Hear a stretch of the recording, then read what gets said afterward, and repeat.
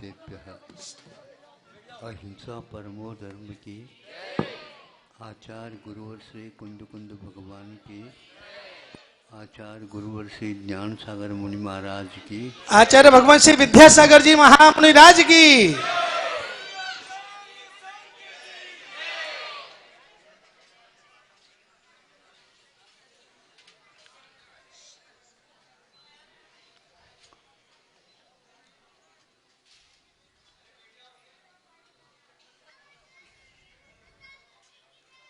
भिन्न भिन्न व्यक्तियों के भिन्न भिन्न जठराग्नि हुआ करती।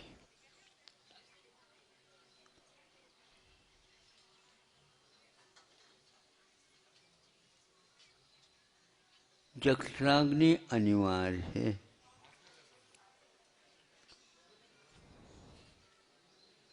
उसका अनुपात या उसमें अनुपात रहता है तो उसके गतिविधियों में भी भेद भिन्नता होती है। ये उदाहरण समय सार का है ताकि आप लोग समझ सको जठराग्नि से उसके साथ क्या महत्व है।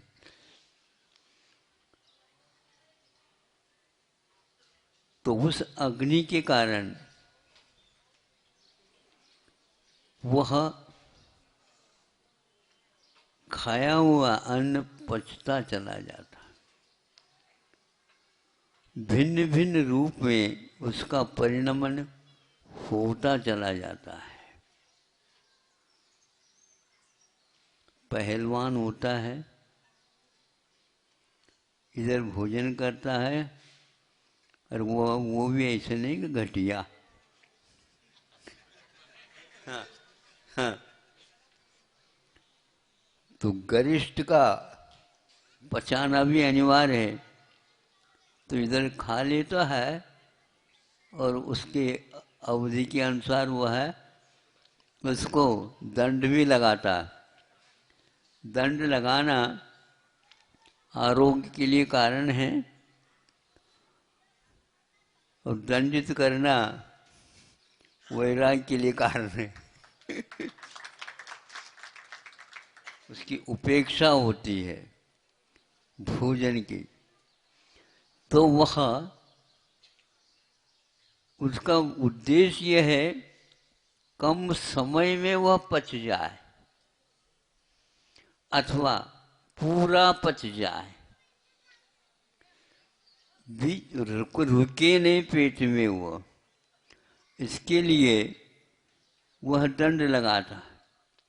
वो दंड लगाने से क्या होता है, पेट में जो आंतें रहती हैं,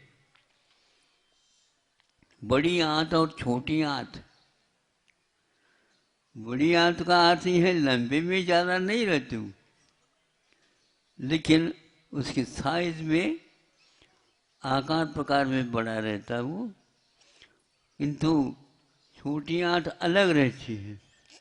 ये आंतें रहती हैं और इनमें डला हुआ, पेट में डला हुआ ये सारा का सारा आहार उसी माध्यम से आगे अपने अपने रास्ते के अनुसार निकल जाता है।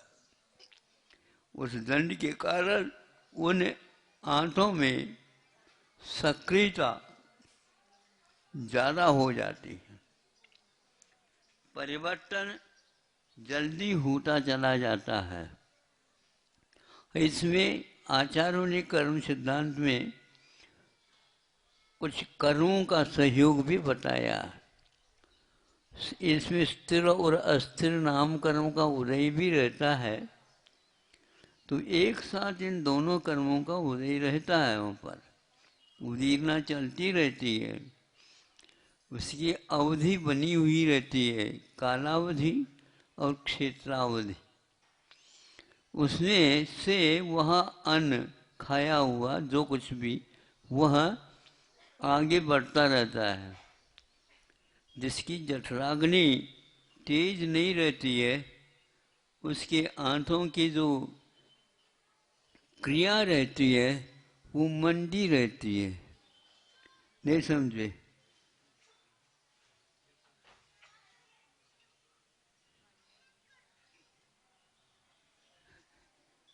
हाथ की ओर देख रहे हो?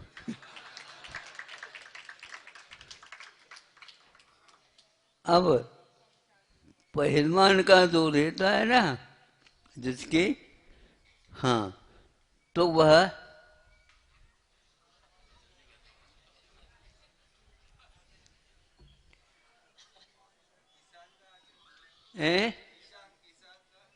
किसान का वो दंड नहीं लगाता, लेकिन वह उससे भी तेज रहती है।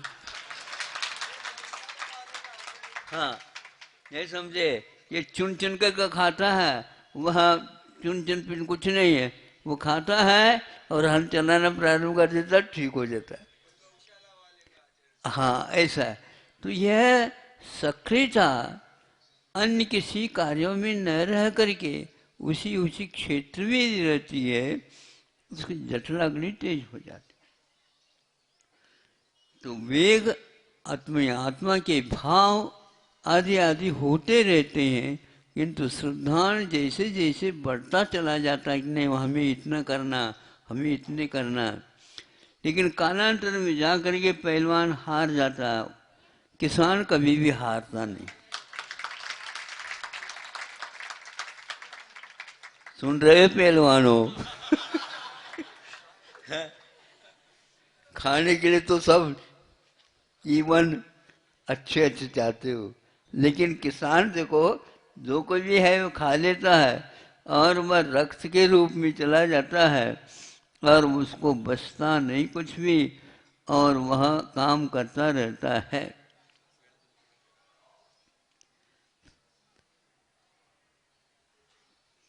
तो यह एक उदाहरण इसलिए दिया गया कि राग द्वेष जिसकी जठराग्नि में तेज रहते हैं, वह उसी प्रकार का कर्म का बंध करता चला जाता है, सामने देखने को उपलब्ध नहीं हुआ, उनके भावों के ऊपर ये आधारित रहता है। आप अपने भाव संभालो, आप अपने भाव संभालो, और भाव संभालने के लिए बाहर के द्रव्य भी संभालो। अर्घम निरूपामी स्वाहा। नहीं समझे? ध्यान अर्घ चढ़ाने की ओर है, अर्घ में कौन से मंगल द्रव्य है ये भी ध्यान है, और क्या मांगना ये भी ध्यान है?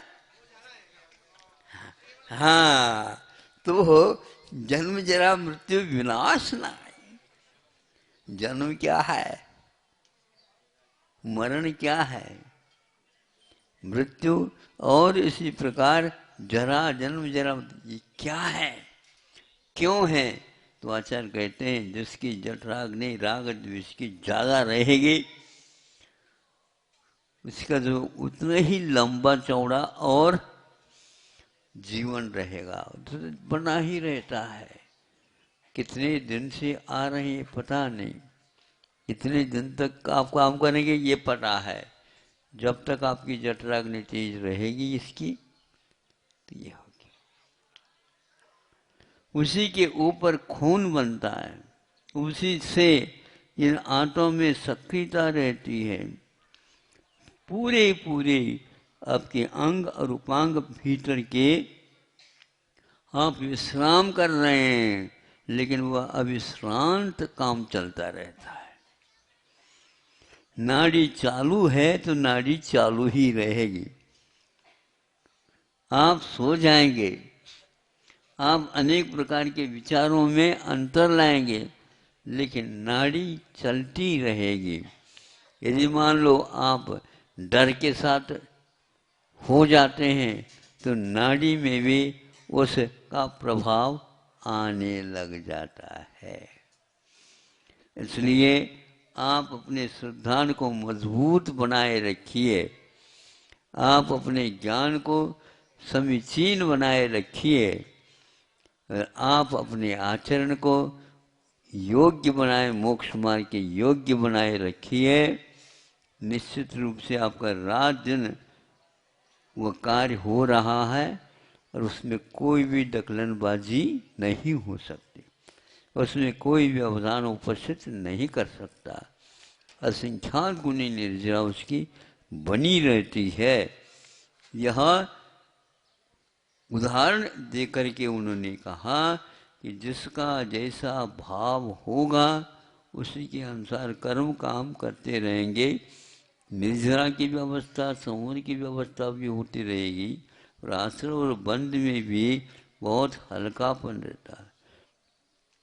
किसान विशेष रूप से इस बात को ध्यान में रखता है कि वह कम भी खाता है तो भी उसका विशेष रूप से पाचन शक्ति ठीक होने के कारण सब ठीक रहता है।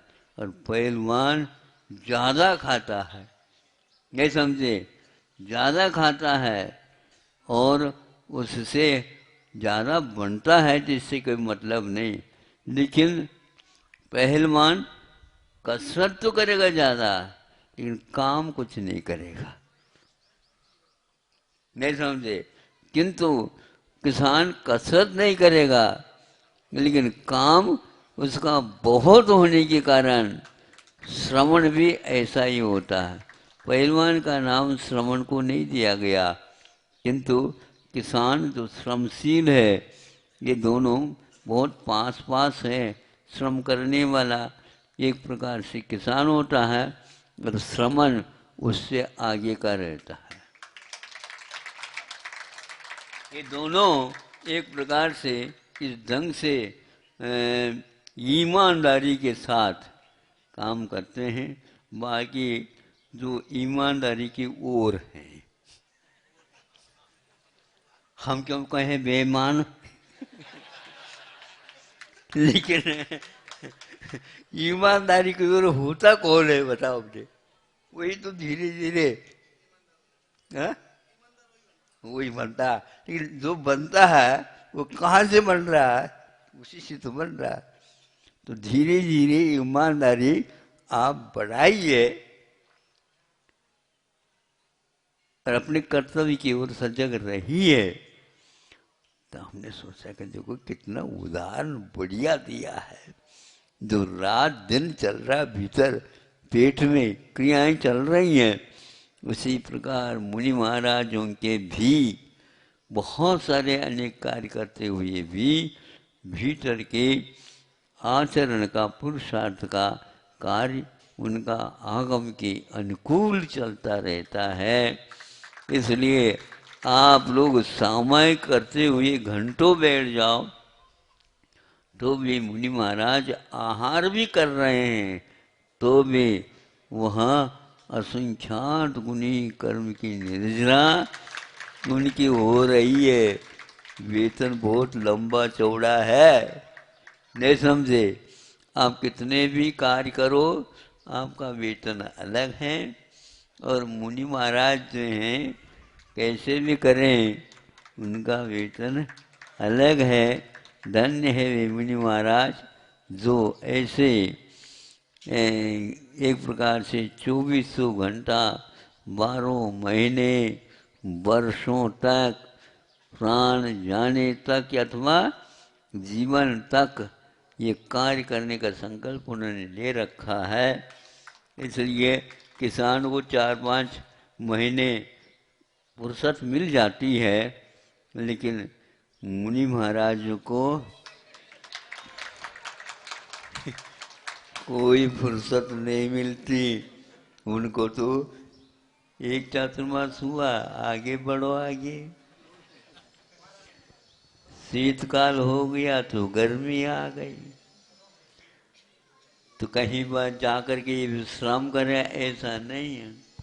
वो कभी कभी गर्मी के दिनों में पहाड़ के ऊपर चले जाते हैं और सर्दी के समय पर अमरकंटक पहुंच जाते हैं।